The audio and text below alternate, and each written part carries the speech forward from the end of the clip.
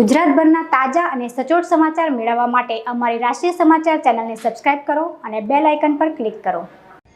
સુરત સહિત સમગ્ર ગુજરાતમાં ગુજરાત મોટર વાહન વિભાગના ટેકનિકલ અધિકારી એસોસિએશન દ્વારા વિવિધ પડતર માંગણીઓને લઈ વિરોધ થઈ રહ્યો છે, ત્યારે સતત બીજા દિવસે સુરત આરટીઓ વિભાગના ટેકનિકલ અધિકારીઓ અને નોન ટેકનિકલ સ્ટાફે કાળી પટ્ટી ધારણ કરી વિરોધ દર્શાવ્યો હતો।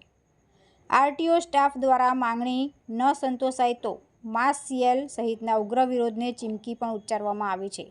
ટેકનિકલ સ્ટાફ અને નોન ટેકનિકલ સ્ટાફના અધિકારીઓએ આરટીઓ અધિકારીને આવેદનપત્ર આપ્યું છે।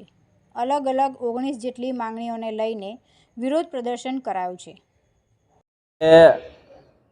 ગયા દિવસથી 26 તારીખના રોજથી અમે જે વિરોધ ચાલુ કરેલો છે ગુજરાત ટેકનિકલ એસોસિએશન દ્વારા, એમાં ગઈકાલે કાળી પટ્ટી ધારણ કરી અને અમે વિરોધ દર્શાવેલો હતો અને આજે અમે જે આવેદનપત્ર આપી અને સરકારશ્રીને અમારી માગણીઓ પહોંચાડવાનો પ્રયાસ કરીએ છીએ। કઈ પ્રકારની માંગણીઓ છે? અમારી માગણીઓમાં ઘણા બધા મુદ્દાઓ છે, જેમ કે નાની ક્ષુલ્લક બાબતોમાં જે ટ્વિટર દ્વારા અથવા તો અનામી કે નનામી બેનામી અરજીઓ દ્વારા જે અધિકારીઓને નોટિસ આપવામાં આવેલી છે અને જેના કારણે શું થાય છે કે લોકોનો જે અધિકારીઓ છે એમનું મોરલ ડાઉન થાય છે।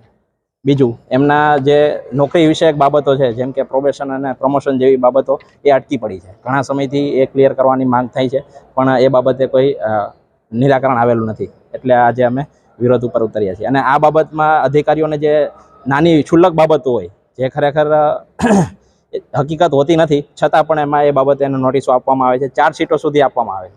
એટલે એ બાબતોના કારણે જે માનસિક ત્રાસ જેવું અનુભવીએ છીએ, એટલા બાબતે અમે આજે વિરોધમાં આગળના પગલામાં આજે અમે જે આવેદનપત્ર આપીએ છીએ, સોશિયલ મીડિયાનો ઉપયોગ કરી અને અમારી વાત સરકાર સુધી પહોંચાડવાની ટ્રાય કરશું અને એના પછી ગાંધીનગર ખાતે સત્યાગ્રહ છાવણી ખાતે જરૂર લાગશે તો અમે ભેગા થશું અને અમારી વાત રજૂઆત રાખશું। તુલસી શર્મા સાથે રાષ્ટ્રીય સમાચાર, સુરત।